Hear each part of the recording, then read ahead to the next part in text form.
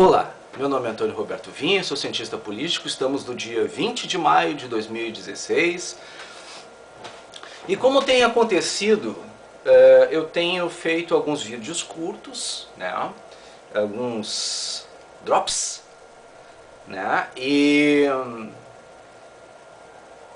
mais para durante a semana, para que aí vários vídeos pequenos, curtinhos, informando fatos que aconteçam, aí 2, 3 vídeos por dia, né? Aí de acordo com o assunto, com o interesse. E eu agradeço a quantidade de visualizações, porque tem vídeos que estão com 800, outras 2.000 visualizações.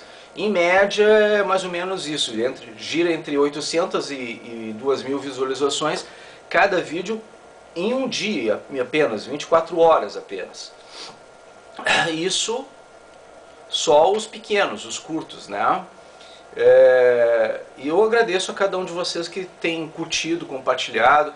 Por favor, assinem o canal, é de graça, é só ter uma conta no YouTube e assinem o canal, né? Divulguem para as pessoas. É interessante isso, a gente unir forças para que a gente possa fazer um trabalho melhor, né? A Joyce faz isso, outros fazem isso, né? Todos youtubers conseguem fazer um bom trabalho quando tem mais compartilhamento, mais divulgação.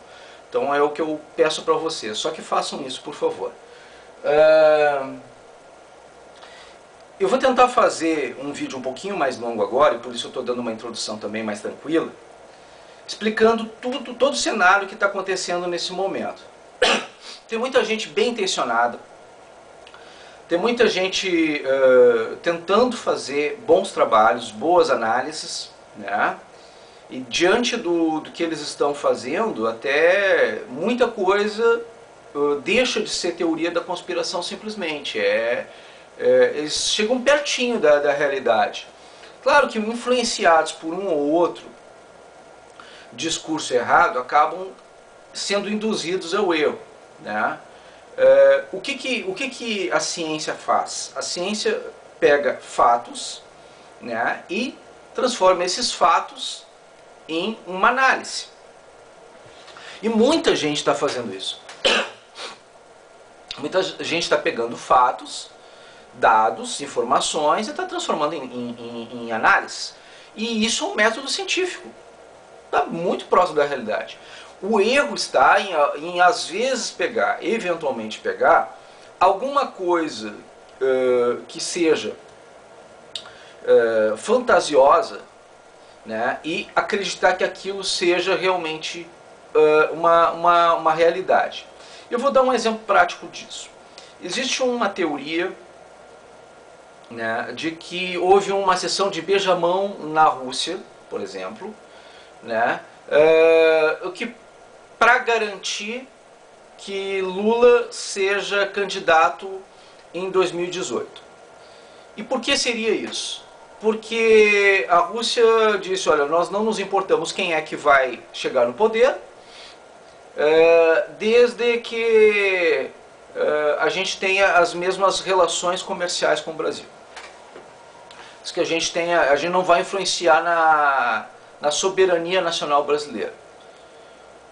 Seria interessante isso, do ponto de vista logístico e de poder. Isso aí daria uma tranquilidade e faria o impeachment acelerar um processo um pouco mais rapidamente.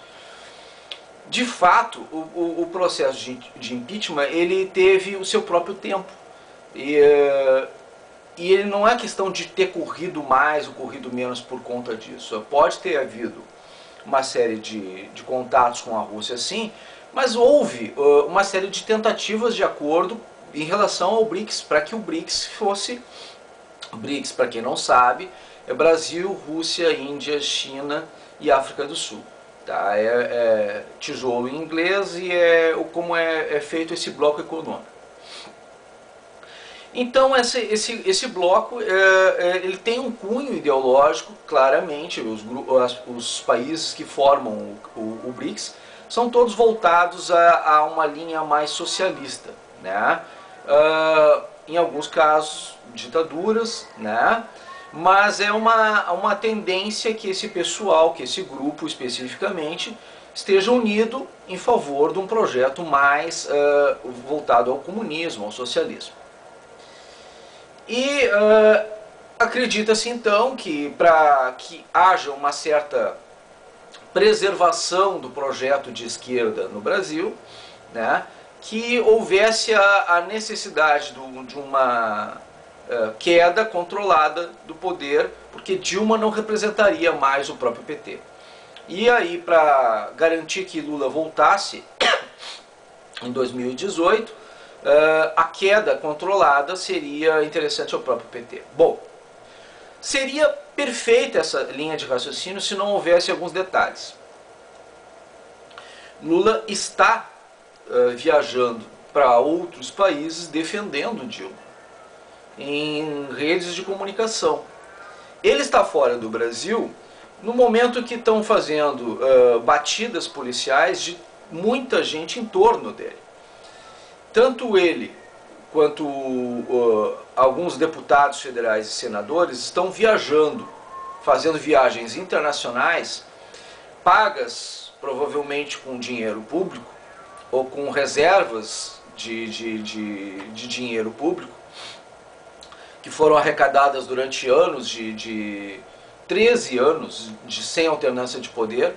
E esse lastro todo que paga as viagens de Lula, dos deputados e tudo, com nosso dinheiro, dinheiro de impostos brasileiros, eles estão utilizando exatamente para falar mal do Brasil, assim como jornalistas, blogueiros. Vocês perceberam que os blogueiros diminuíram consideravelmente a quantidade de ações, parece que eles desapareceram. É como o time que perdeu o final de campeonato, parece que eles desapareceram das redes sociais. Por que isso? Porque eles não estão recebendo mais incentivo, não estão mais sendo pagos para fazer esse tipo de coisa. Haveria um seminário, um congresso, uma coisa assim nesse sentido, e Michel Temer cortou o investimento para patrocinar esse evento. Então, aquilo que seria uma reunião de cúpula desse pessoal para dizer, olha, nós vamos retornar, nós vamos fazer isso, a gente vai continuar pagando vocês, a gente vai fazer isso e aquilo, o atual presidente cortou.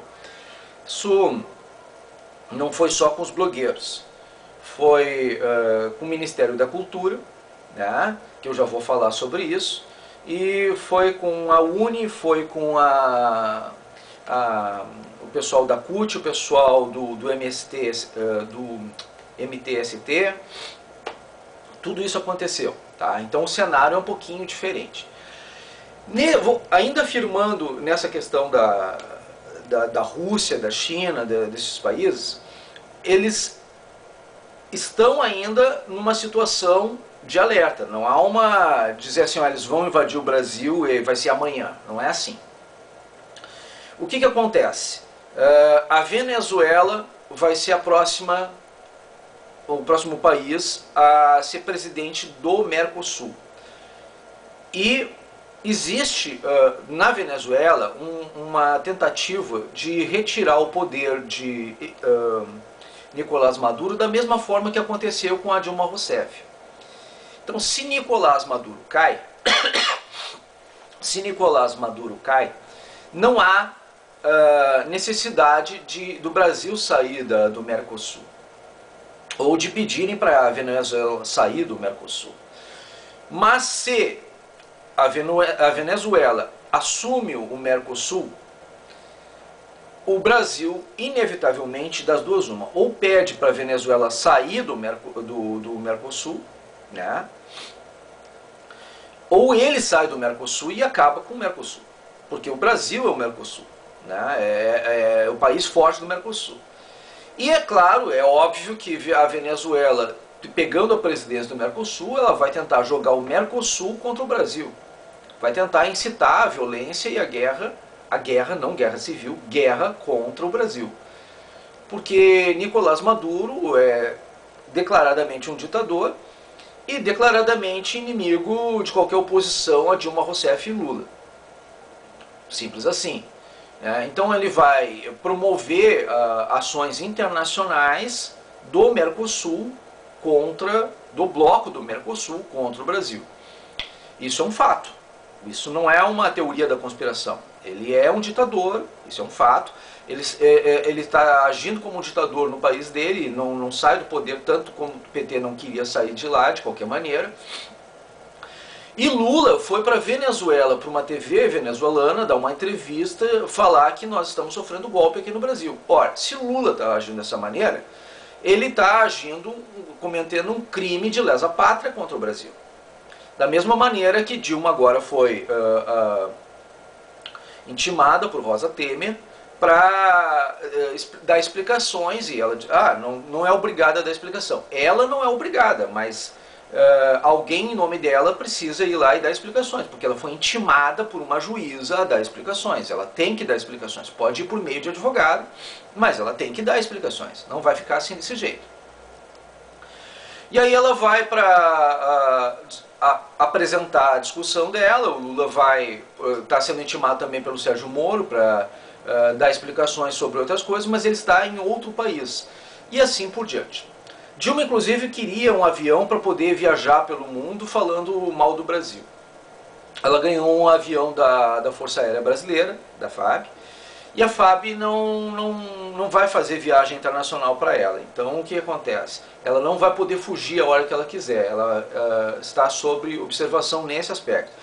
Mas os demais senadores, deputados e o próprio Lula estão viajando, estão fora do Brasil. Então, se acontecer qualquer coisa com o Brasil, eles estão fora do Brasil. Com dinheiro público, estão viajando, estão difamando, falando mal, dizendo que não é um governo legítimo, não é um governo democrático, quando o judiciário já tomou posição a respeito disso. Tanto que Dilma está sendo intimada exatamente para explicar a palavra golpe, que Rosa Temer, como eu disse há pouco, queria saber o porquê desse comentário, uma vez que o próprio judiciário já tomou posição a respeito disso. Então, a gente percebe que aí existem algumas discrepâncias bem claras de que Lula não está necessariamente, obrigatoriamente, pensando na questão de 2018. Ele pensa imediatamente, ele pensa assim, olha, nós não vamos permitir que aconteça essa situação, e se a gente puder lutar para enfraquecer o governo Temer e voltar, basta ele ter 2 votos a menos no Senado da última votação, e Dilma retorna ao poder. Então, enfraquecer o suficiente o governo Temer para que ele tenha esses 2 votos a menos e possa fazer com que Dilma retorne ao poder, basta colocar opinião pública contrária a eles. Como é que eles vão fazer isso? Eles vão tentar fazer isso de todas as maneiras possíveis e imagináveis. Uma dessas é colocando a opinião pública internacional e forçando de fora para dentro, e de dentro para fora também através dos artistas. Então, isso logo mais eu já explico. A questão aí diz, mas se eu for de São Paulo, exato, Foro de São Paulo é uma questão ideológica, não é por que eu digo isso? Não é uma entidade, uma coisa assim. Porque o Foro de São Paulo não tem CNPJ, não tem estrutura, ele é tipo, mais ou menos como o MST, como o MTST, como as Farc, né? Ele é uma ideologia, tá? E aí, no momento que existem eventos, reuniões, coisas nesse sentido do Foro de São Paulo, aí ele começa a existir a partir como um projeto ideológico. Como existe o liberalismo, existe o comunismo, coisa assim, mas ele é um projeto ideológico. Ele acaba no momento que acaba o governo petista. Por que eu vivo afirmando isso a respeito disso? Porque antes de existir Foro de São Paulo, o projeto de globalização já existia. A globalização era assim chamada antes do governo PT. O que é o Foro de São Paulo? É um redesenhamento, só isso, da globalização com um viés ideológico. Nada mais que isso. Então dizer que o Temer está levando as coisas para o Foro de São Paulo, não. O que pode estar acontecendo é que qualquer presidente que tiver agora lá, a esquerda vai dizer, olha, eles são aquelas pessoas que são MAVs, militantes de ambiente virtual, para confundir você, ela vai dizer assim, olha, tá vendo? Aquilo ali é o Foro de São Paulo. Não, é a globalização sem ideologia. Né? Então a globalização, quando acontece sem ideologia ou sem projeto ideológico, não é o Foro de São Paulo. O Foro de São Paulo é a ideologização da globalização. É isso. Tá? E aí, mas você não tem base para isso. Bom, então vai estudar, pesquisa, se informa 13 anos antes. Né? Não precisa acreditar em mim, pesquisa. Eu não quero nenhum seguidor cego, eu não sou messias de ninguém. Vai estudar. 13 anos atrás existia globalização antes do Foro de São Paulo. Vai continuar existindo a globalização depois do Foro de São Paulo. O Foro de São Paulo é um discurso ideológico do PT e Companhia Limitada. Ponto. Tá? Não existe atas de partidos políticos indicando membros para o Foro de São Paulo. Por que isso não acontece? Porque comprometeria o CNPJ desses partidos, porque o Foro de São Paulo é uma entidade claramente declarada de que é contra a soberania dos Estados nacionais. Ele é a favor de um projeto de extinção dos Estados-nação para a criação da pátria grande. Tá? Isso é contrário à Constituição brasileira, isso é contrário contra o Código Eleitoral brasileiro, isso extingue uma sigla partidária. Mas por que o PT fala isso? Porque o PT era poder e não acreditava que pudesse cair. Tá? Então por isso eles falavam abertamente. Os outros partidos, nenhum deles tem esse registro. Por que o PT tem tanto medo dessa situação? Porque uma vez que isso for cair direto na mão da justiça verdadeira, na justiça real, ela pode extinguir simplesmente a sigla do PT por conta dessa situação. Isso é uma realidade. E aqueles partidos que apoiarem essa situação também podem ir no rodão. Então o PCdoB, PDT, essa turma toda pode ser extinta sim. Isso dentro de um processo democrático. Por quê? Porque existem leis a esse respeito que prejudicam a permanência da existência desses partidos. Eles não podem nem sequer concorrer a cargos públicos, e aqueles que existirem eles podem retirar, caçar os direitos políticos de um processo dentro de uma lei democrática, dentro de um Estado democrático de direito, por conta disso. Isso com certeza ia causar um caos, uma guerra civil, e aí entraria a possibilidade de invasão estrangeira e a guerra civil, e aí poderia ser que entrassem os militares. Uma vez que entrassem os militares, eles entrariam a pedido do presidente da República interino, a pedido da presidência da Câmara, a pedido da presidência do Senado e até da presidência do Supremo Tribunal Federal. Por quê? Porque seria estado de risco nacional, e aí sim é a necessidade das Forças Armadas. Antes disso, nem adianta chorar, sapatear, bater pezinho e gritar, nós queremos agora os militares, que eles não vão entrar. Eles só vão entrar quando forem chamados e quando houver necessidade, no artigo 142. Que são nas duas situações, ou invasão estrangeira, ou, no caso, guerra civil interna. Essa é a questão. Então, realmente essa história de dizer que o Obama é de esquerda, ele não vai apoiar o Brasil, a Rússia está agindo em favor dos cristãos, ela está fazendo o que os Estados Unidos não está fazendo, essa situação toda.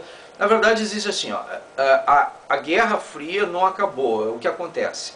Ainda há socialismo e comunismo no mundo, ele se legitimou, ele se legalizou, como eu venho dizendo.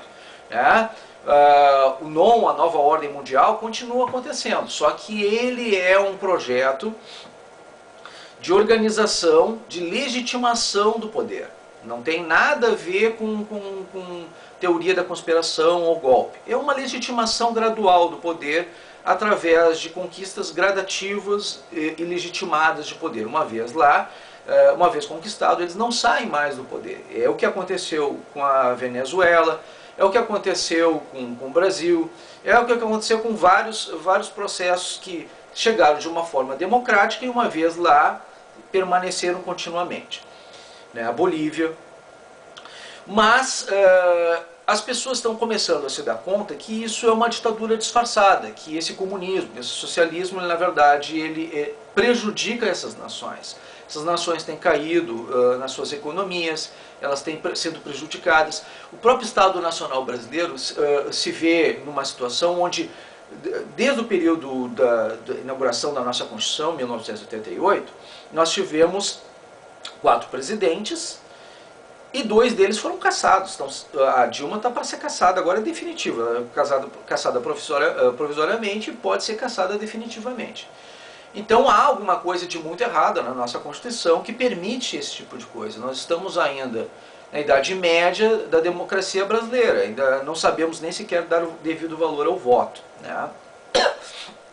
Diante disso, diante desse quadro, nós ainda temos muito a evoluir e provavelmente, possivelmente, as reformas políticas, talvez até a gente tenha que fazer um novo plebiscito e novos referendos para fazer uma nova reavaliação, uma reavaliação do que nós fizemos até agora, se valeu a pena ou não, se agimos certo ou não, se estava correto ou não, e tentar experimentar outras formas de governo, de poder, talvez repensar uma série de situações. Se a gente vai ter de volta, se a gente vai implantar um parlamentarismo, se a gente vai implantar o voto distrital, ou distrital puro, ou distrital misto. Eu prefiro, no caso de um parlamentarismo, lista aberta e voto distrital misto. É a minha opinião, é o meu ponto de vista. Que lista nós já temos, e ela é aberta. A gente pode escolher qualquer candidato em qualquer tempo. Lista fechada, só pode escolher o candidato que eles querem que tu escolha. Então não vale a pena fazer de voto distrital misto com lista fechada, isso de jeito maneiro. É um monte de assunto, é muita informação e eu vou fazer os dropzinhos para explicar caso a caso, tá? Então muita gente tá parecendo que eu estou falando grego agora para vocês em alguns aspectos, mas eu vou definindo coisa a coisa nos drops, tá? Neste momento o importante é criar o cenário todo. O que vocês perceberam até aqui? Que não existe um projeto de poder para trazer necessariamente Lula de volta para 2018. Isso é um projeto do PT, não que seja um projeto global e feito inclusive com a participação do Michel Temer e do PMDB. Não. Isso seria um tiro no pé do próprio PMDB e de todos os partidos brasileiros. Na verdade, o que pode ter acontecido é que talvez eles tenham consultado de assim, se vocês realmente vão tentar tomar alguma providência, isso eles podem até ter perguntado internamente entre eles lá nos bastidores. Vocês vão respeitar a soberania nacional brasileira se nós retirarmos nossa presidência ou não? E eles podem ter dito assim, olha, nos interessa a relação com o Brasil independente de quem esteja no poder. Isso pode ter dito, tá? O bloco dos BRICS, ele não é interessante para o Brasil, do ponto de vista econômico. Do ponto de vista econômico, não é. Se fosse, durante todo esse período que foi o governo Dilma, nós teríamos alavancado economicamente e internacionalmente, porque o bloco BRICS ele é muito forte. Do ponto de vista ideológico, ele é extremamente forte. Mas do ponto de vista econômico, ele demonstrou ser fraco. Ele prometeu muito mais do que ele cumpriu. Ele não possibilitou um avanço de um incremento do ponto de vista econômico para o Brasil.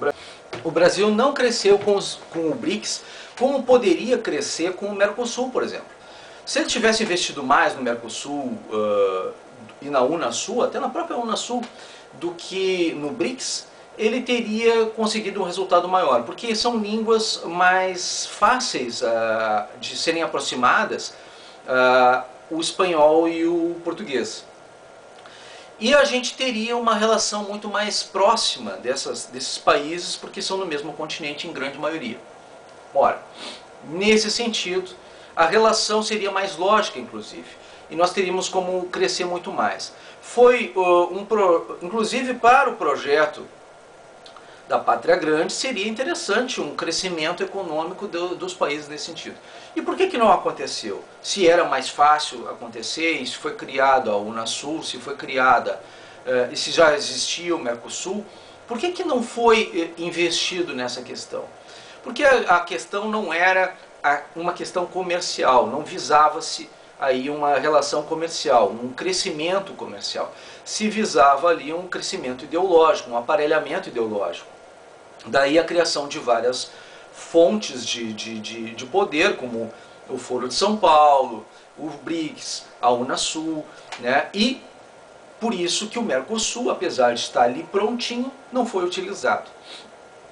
A situação demonstra claramente de que o projeto não era um projeto econômico e nem de crescimento. Não havia essa intenção. A intenção real era simplesmente uma questão ideológica. Bom, nesse sentido a gente deve ter esgotado essa questão. A gente agora sabe que o projeto não era um projeto administrativo, era um projeto de conquista e manutenção do poder pura e simplesmente. E aí entra a questão, né, nova ordem mundial, né, que entra aquilo de legitimação do poder. Né, não tinha nada a ver com teoria de conspiração, não. Era uma conquista e manutenção do poder pura e simplesmente. Bom, e como é que isso agora pode ser feito internamente? Aí vem a questão dos artistas. A revolução cultural. Na China, na Rússia, em Cuba, até na Alemanha nazista, quando acontecia com Hitler, todos os livros eram queimados, todas as ideologias eram apagadas, tudo que era de cultura anterior àquilo, ou da história anterior àquilo, era extinto. E nesse sentido, entra a questão extremamente importante, como Joseph Goebbels, por exemplo, na Alemanha nazista, de fomento do investimento específico na área de cinema e na área cultural. E vocês percebem que existe agora uma série de movimentos de artistas querendo que volte o Ministério da Cultura. Eu sinceramente acho que uma das melhores formas de nós extinguirmos esse discurso petista o mais rapidamente possível é exatamente esse que foi feito. No momento que tu extingue o Ministério da Cultura, nem que seja provisoriamente, no que a gente não possa retornar com ele no governo posterior, mas nesse momento, estrategicamente, inclusive por uma questão militar, é necessária a extinção do Ministério da Cultura. Porque ele é um ministério que dá recursos e condições para o aparelhamento ideológico de todas as TVs estatais que trabalham com questões ligadas ou privadas, né, com investimento de dinheiro público, dinheiro de recursos públicos para o aparelhamento ideológico de Estado e de nação.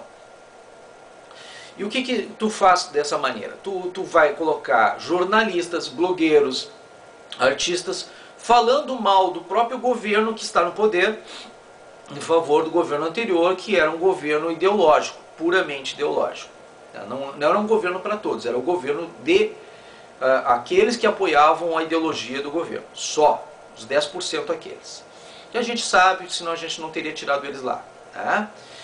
Então o que acontece? Essas pessoas que estão querendo a cultura de volta, não é a cultura que eles querem. Eles querem de volta a doutrinação ideológica dentro desse processo. E isso estava na Secretaria da Educação e estava na Secretaria da Cultura. A cultura ela tem um capital em proporção da educação bem menor, mas ele era focado na doutrinação. E tu extinguir o Ministério da Cultura neste momento, tu retira todo esse processo de aparelhamento ideológico nessa situação. Favorece um recapeamento do caminho. Tu faz uma análise do que realmente existe de fato de direito e como pode trabalhar essa questão.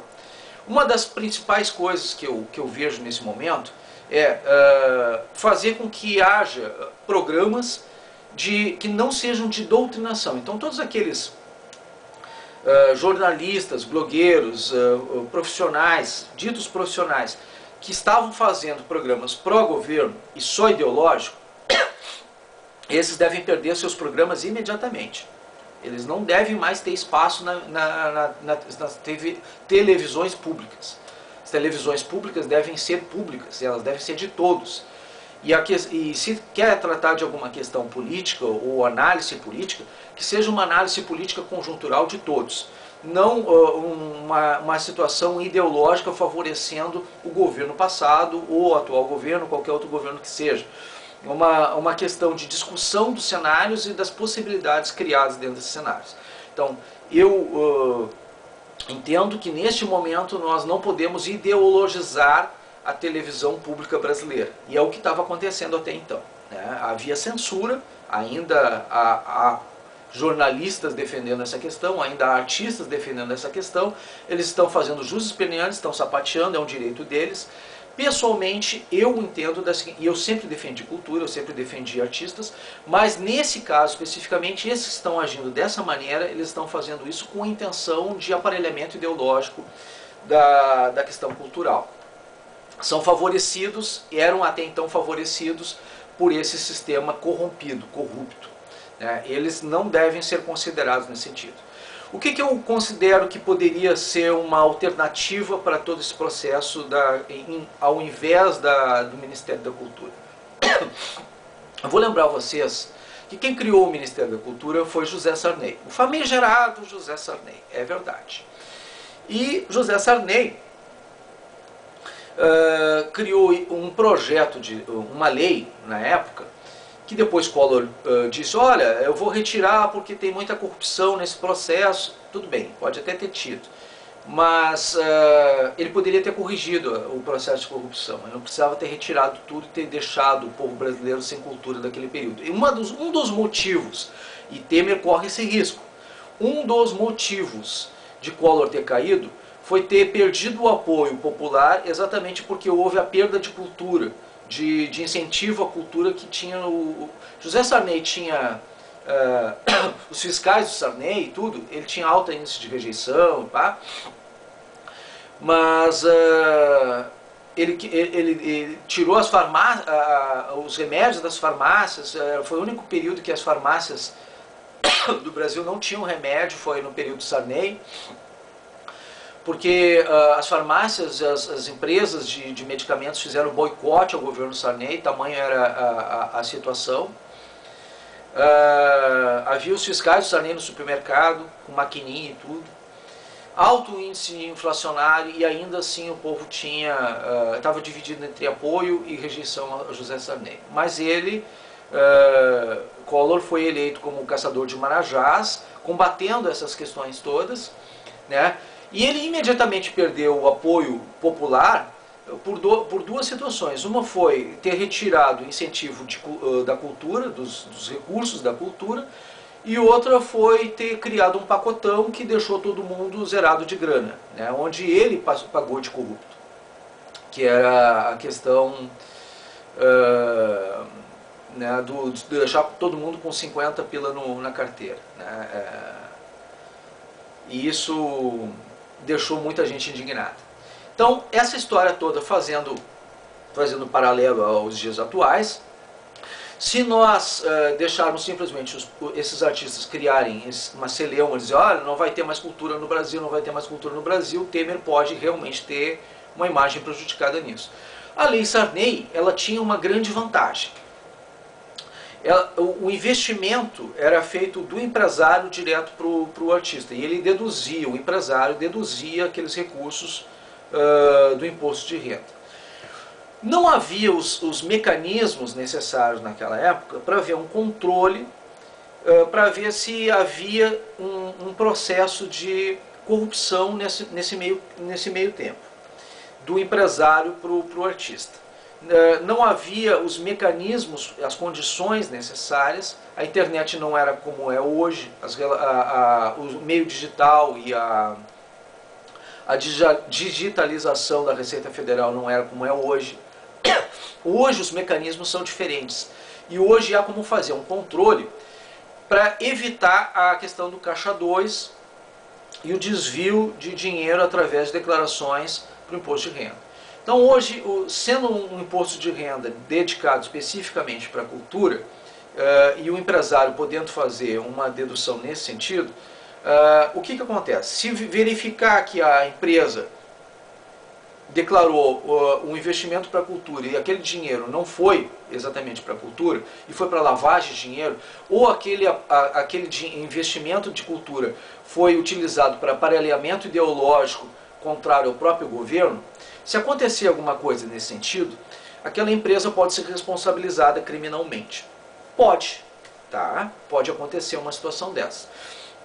Então, o retorno da Lei Sarney faria com que houvesse um grande incremento cultural, um grande investimento cultural, seria o momento mais rico da cultura brasileira, e a gente ainda assim poderia focar num projeto onde não comprometesse de forma alguma a democracia nacional, onde a gente tivesse a liberdade de expressão, liberdade cultural, desde que não houvesse uma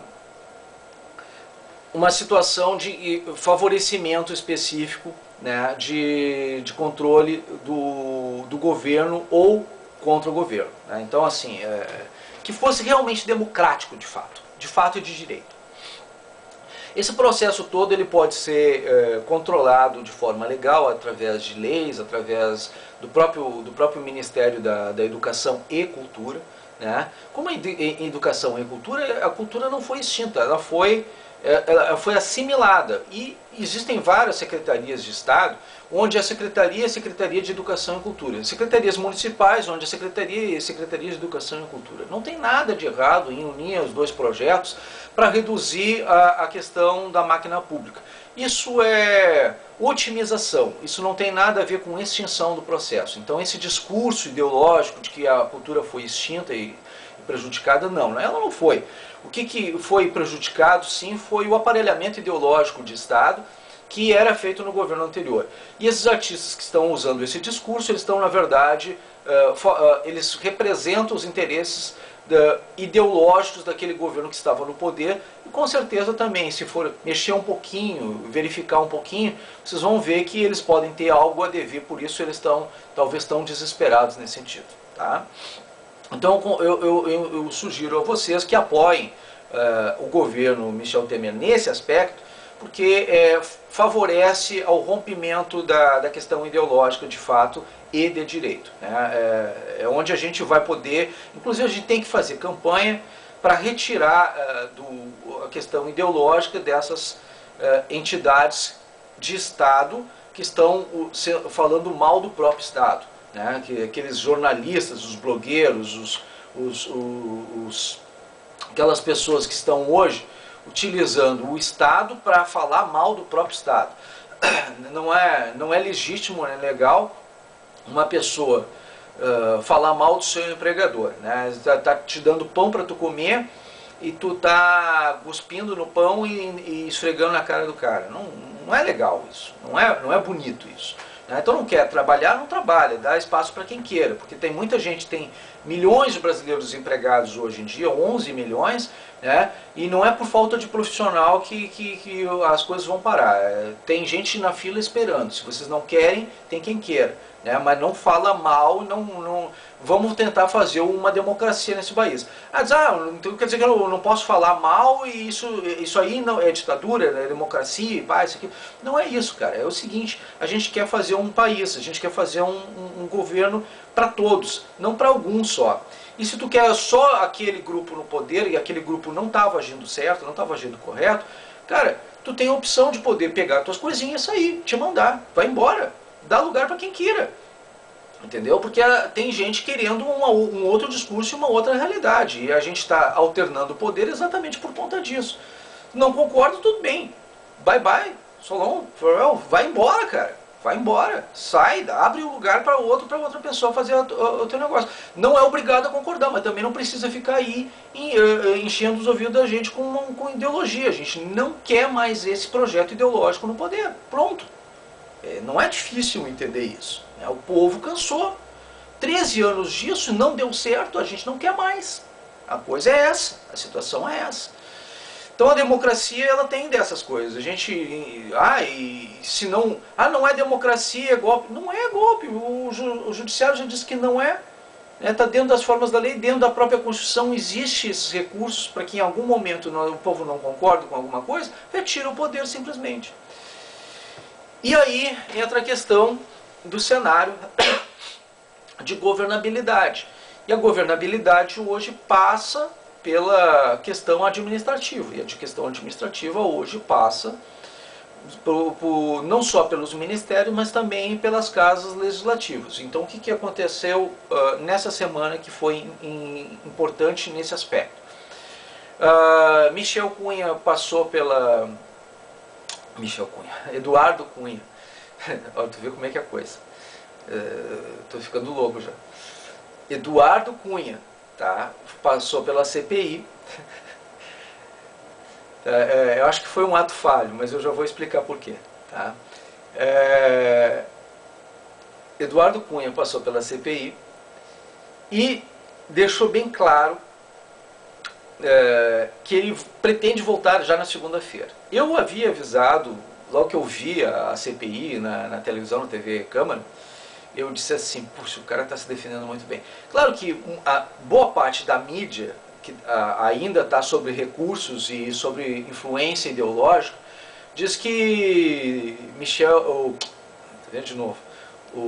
que o Eduardo Cunha foi mal, foi ruim e que provavelmente vai ser cassado na CPI. A minha opinião sincera é que ele provavelmente vai se livrar dessa CPI. E por que eu estou dizendo isso? Porque ele não pode ser responsabilizado por uma questão de algo que não tem previsão legal no Brasil. Trust que é onde ele disse, olha, eu não declarei porque eu não posso declarar uma coisa que não me pertence. E é verdade, trust é uma coisa que não está regulamentada na Receita Federal do Brasil e ele não pode, ele não é proprietário daquele recurso, e ele não pode declarar uma coisa que ele não tem. Simples. Tá? Então, do ponto de vista técnico, ele pode ser inocentado, né?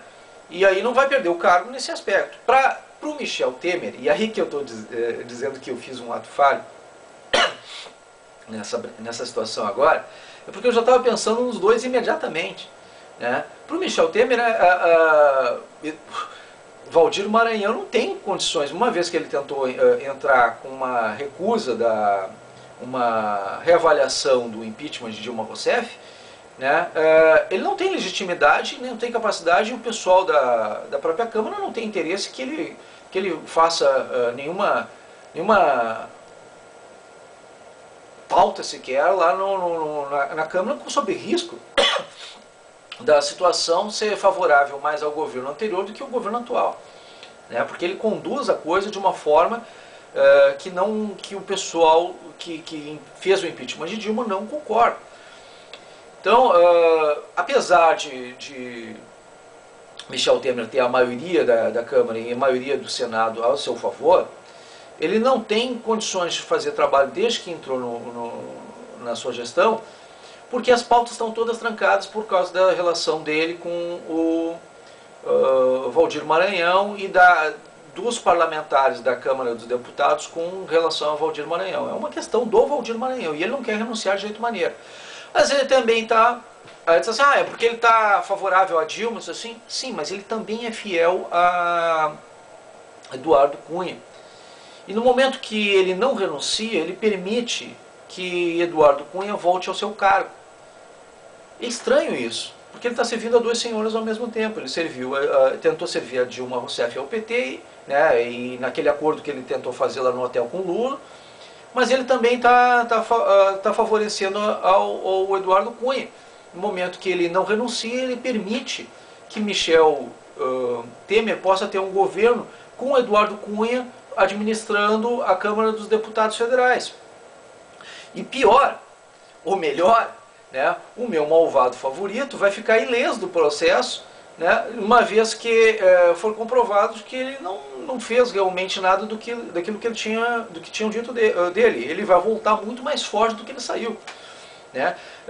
A CPI pode ser encerrada, né, no momento que ele comprovar que realmente não tinha, porque ele pediu, eu quero me defender, ele foi lá, se defendeu, e ele pode ter conseguido os votos necessários ou a votação necessária para ficar livre do processo. Por quê? Porque realmente não tinha Ele não deixou pergunta sem resposta, ele respondeu tudo, fez o negócio lá. Claro que a imprensa vai dizer, boa parte da imprensa diz, houve pizza, houve uma sacanagem, assim. Na verdade o cara comprovou de que realmente ele não tinha... Eu vi, e eu estou falando, eu assisti a boa parte dos comentários dele, ele não achou nenhuma pergunta sem resposta. Quando ele disse que a esposa dele não tinha que dar explicação nenhuma nesse negócio, realmente ele não tem que dar explicação nenhuma, porque a esposa dele não é parlamentar. Então, se quiserem abrir um processo contra a esposa dele, não era ali o local para fazer esse tipo de comentário. Abra um processo contra a esposa dele e prove na justiça de que ela realmente é laranja dele algum outro motivo. Ela não tem foro privilegiado, é fácil abrir um processo contra ela, e se tiver alguma coisa, realmente ela vai ser punida, e aí o Michel Temer, ou melhor, o Eduardo Cunha pode até ser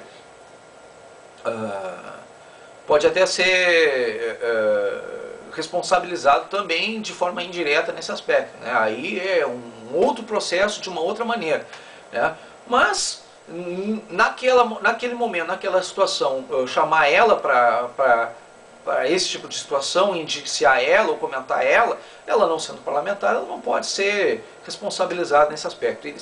Ele agiu nas formas do regimento interno, e a gente sabe que Eduardo Cunha é expert em regimento interno, nas leis, nas regras. Ele é um excelente advogado, ele tinha já comércio exterior, antes mesmo dele ser participação em comércio exterior, mercado internacional, antes mesmo dele ser um político, ele já tinha atividades nesse sentido.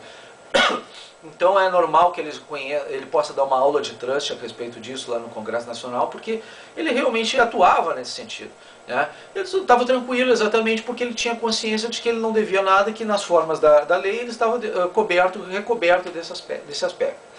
Ele vai voltar para o governo Temer, vai dar lastro para o governo Temer, e dali para diante o Congresso vai fluir, as casas vão fluir, e até mesmo o Renan Calheiros pode cair nesse aspecto, porque mas uma vez que aconteça a questão da Dilma Rousseff ser cassada.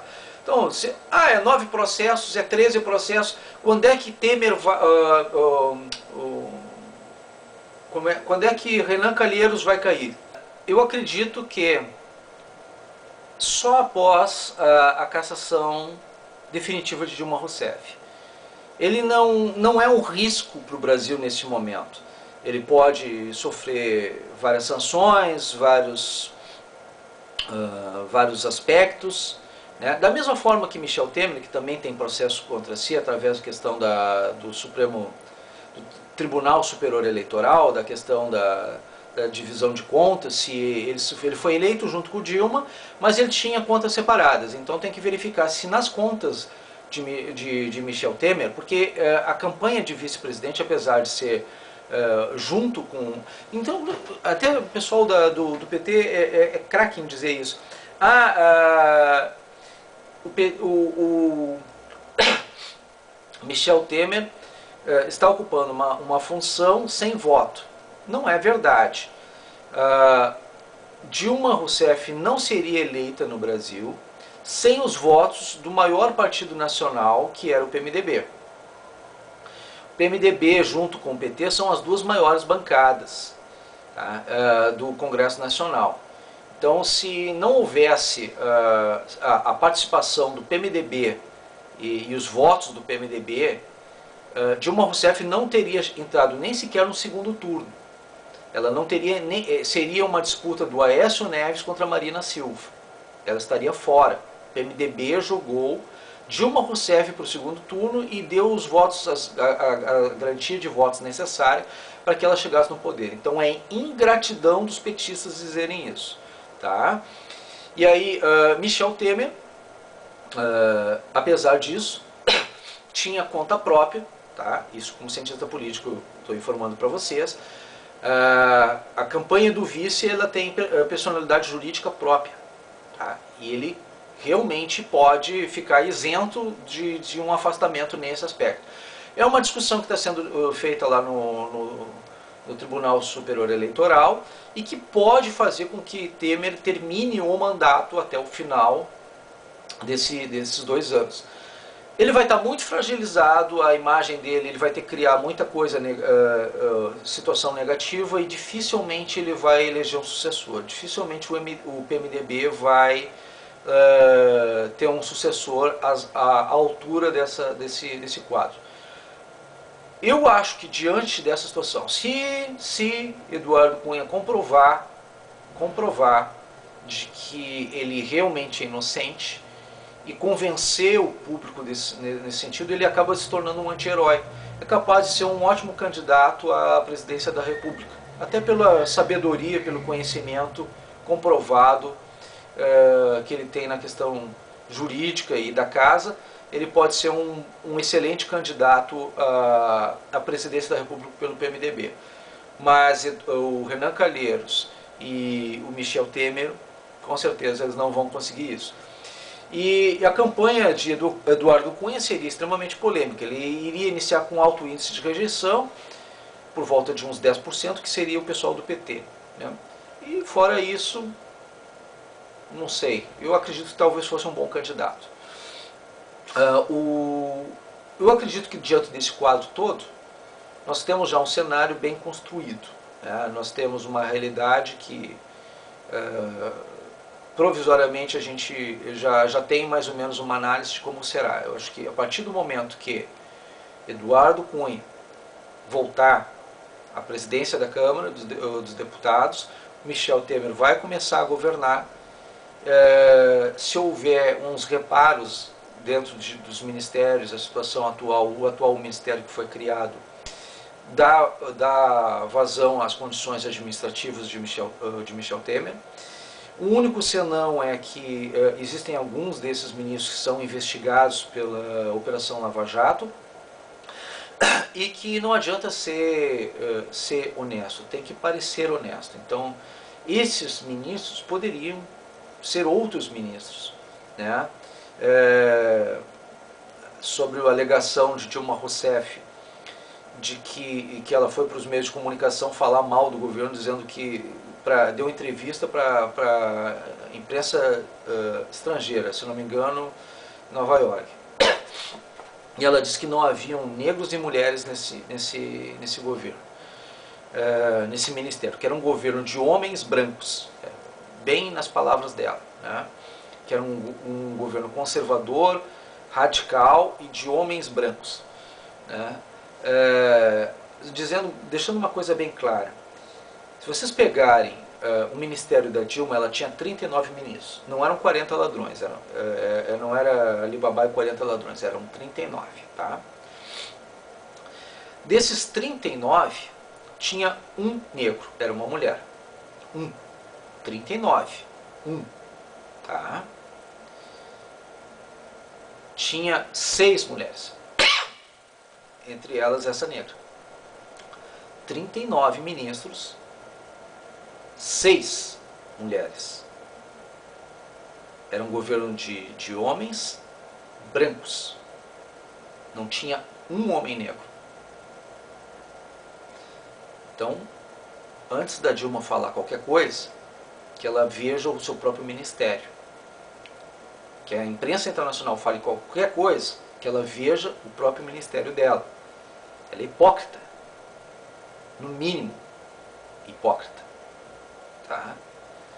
E ela está agindo, com certeza, contra o país dela. Então, no momento que ela faz isso, ela também está cometendo outro crime de lesa pátria, que é um outro crime de responsabilidade, que ela está fazendo um crime continuado, mesmo fora do poder, mesmo afastada do poder. Ela continua sendo criminosa. Tá? Isso só para informar vocês, a situação dela não está melhorando, só está piorando nesse quadro. Tá? Então a realidade, esse é o nosso atual cenário. Nós ainda corremos risco de guerra civil, ainda corremos risco de invasão estrangeira, sim, corremos, ainda pode ser que entrem os militares, sim, pode, tudo isso pode acontecer. Só que neste momento nós estamos vivendo um momento de paz, um momento de tranquilidade, e nós temos sim que apoiar o governo Michel Temer. Por quê? Porque a possibilidade da Dilma voltar ao poder, se nós não fizermos isso, ela é maior. Tá? Então, no momento, a gente precisa trazer estabilidade para que não volte Dilma Rousseff ao poder. Ponto. Esta é a minha impressão nesse cenário, nesse momento, e eu acredito que agora, com esse vídeo mais longo, muita gente possa ter entendido melhor como é que está acontecendo. Né? Eu agradeço a atenção dispensada de todos, muito obrigado, por favor, divulguem, curtam, compartilhem. Eu até o dia 22, mais uns 2, 3 dias, eu estou bloqueado no Facebook para compartilhamento em grupos, né? Censura ainda fruto daquele processo todo do governo anterior, né? Mas logo eu retorno e vou poder compartilhar um pouco mais os meus vídeos, o meu material, né? Por favor, compartilhem para jornalistas, para cientistas políticos, para profissionais de várias áreas e principalmente para gente do exterior que não conhece muito bem a nossa realidade, que precisa de uma análise mais profunda e mais técnica, mais séria, né? Jornalistas, cientistas políticos do exterior precisam entender o que está acontecendo aqui no nosso país. Muito obrigado mais uma vez.